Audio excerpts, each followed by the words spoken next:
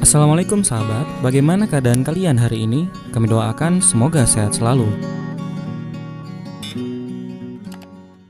Siapa Al-Mahdi? Bagaimana silsilahnya? Bagaimana ciri-ciri fisiknya? Dan sebagainya, ini pembahasannya tersendiri. Pokoknya ini tanda-tanda kemunculannya. Tanda-tanda kemunculannya sudah nampak di sini.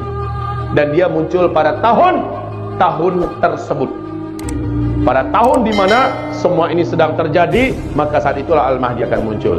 Al-Mahdi hanya akan muncul ketika tanda besar kiamat yang pertama sudah terjadi, Dukhan. Kesempatan kita bersiap-siap sudah tidak lagi banyak. Dan saya mencemaskan tahun 2019 ini ke atas. Saya sangat mencemaskan. Di mana-mana saya sampaikan, di depan para menteri, di depan para jenderal-jenderal, di depan para orang-orang kaya, orang-orang hebat, rakyat miskin, di depan berbagai negara yang saya masuki, saya sampaikan kepada mereka, bersiap-siaplah. Persiapan yang paling sempurna itu adalah iman dan amal soleh. Tak ada persiapan lain. Sabda Rasulullah sallallahu alaihi wasallam, apabila fitnah di negeri Syam sudah membara, apabila fitnah wal fitanu bisyam, yang dimaksud dengan fitnah-fitnah akhir zaman itu bukan Yaman. Nah, apabila fitnah sudah membara di sana, apabila umat Islam dipaksa murtad, diusir dari kampung halamannya, maka ketika itu kata Rasulullah, badiru bil a'mali fitanan. Pada masa itu kata sabda Rasulullah, wajib kalian berlomba-lomba memperbanyak amal soleh. Berlomba-lomba memperbanyak amal soleh. Amal soleh, stop amal salah.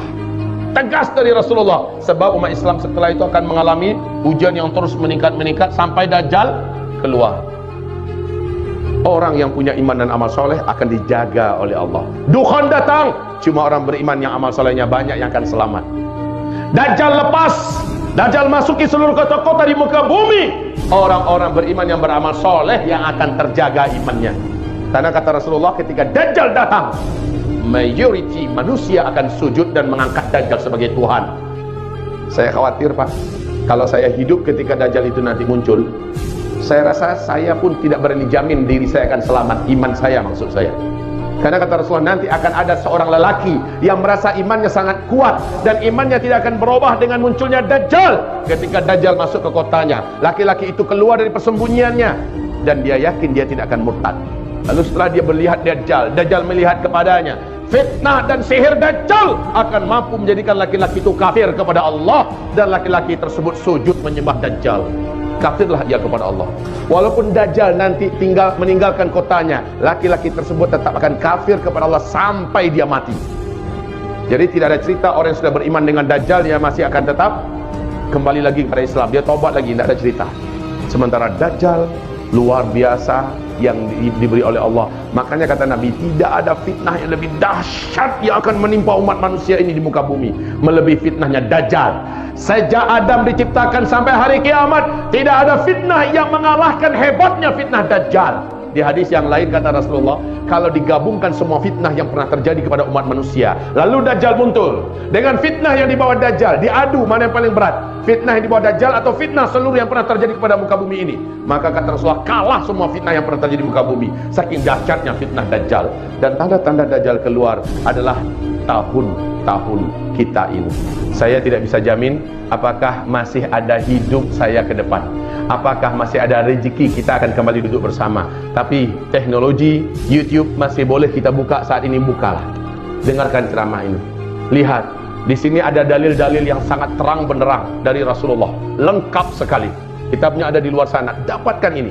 Maka dapatkan penjelasan-penjelasan yang ilmiah, fakta-fakta yang sulit dan tidak bisa dibantah, lengkap ada di sini. Khususnya kalau kitab ini, macam mana cara selamat, ada di kitab ini. Zikir akhir zaman, kalau ini uraian yang paling lengkap, paling menyejukkan dan paling mudah kita memahaminya, yang ensiklopedia akhir zaman. Dapatkan dua kitab ini, baca. Ada kuda, senjata kalian akan kembali kepada pedang, panah, tombak. Thumma udtum min haitsu bada'tum wa udtum min haitsu bada'tum wa udtum min haitsu bada'tum. Nanti kalian semua kembali seperti zaman sekarang. Jadi jangan heran kalau seorang ahli fisika dunia, bapak fisika dunia, namanya Albert Einstein. Apa kata beliau ketika ditanya oleh 2000 wartawan seluruh dunia? 2000 jurnalis seluruh dunia bertanya kepadanya, kira-kira menurut pandangan engkau seperti apa perang dunia ketiga? Semula dia tidak nak menjawab, tapi karena dipaksa akhirnya dia menjawab. Apa kata Albert Einstein? Saya tak tahu. Senjata apa yang akan kalian gunakan dalam perang dunia ketiga? Tapi yang pasti, semua teknologi modern, semua senjata canggih yang hari ini kalian ciptakan untuk perang dunia ketiga, semuanya tidak ada yang boleh digunakan. Kalian semua nanti akan perang dengan senjata manual. Masya Allah. Seorang Albert Einstein menjawab demikian. Steve Jobs, kita masih ingat dengan nama ini? Termasuk orang terkaya di dunia, pemilik Apple. Sebelum matinya, di hadapan ribuan karyawannya, dia berpidato. Dan pidatonya ini sudah ditranslate ke seluruh bahasa dunia. Kalau di newspaper kami, Republika di Indonesia, terbit 2 kali terbitan. Apa pernyataan Steve Jobs? Setelah saya nanti tidak ada, setelah nanti saya mati, kalian semua tak lama lagi kembali ke zaman batu. Ini pernyataan Steve Jobs. Steve Jobs, Albert Einstein bukan orang bodoh. Mereka adalah para saintis, para ilmuwan, ahli. Dan mereka bicara bahwa masa depan tanpa teknologi. Padahal kita sekarang sedang mulai menuju puncak teknologi. Ternyata Rasulullah mengatakan kalian semua nanti akan kembali ke zaman kuda, akan kembali ke zaman tombak, panah dan pedang. Itulah cara kalian hidup saat itu nanti. Maka Masya Allah kaum muslimin, meteor akan menabrak bumi di akhir zaman, kata Rasulullah, akan menimbulkan petaka besar di muka bumi, sehingga dukhan dimulai. Dan dukhan ini adalah azab bagi orang kafir, azab bagi orang Islam yang suka maksiat, suka dosa.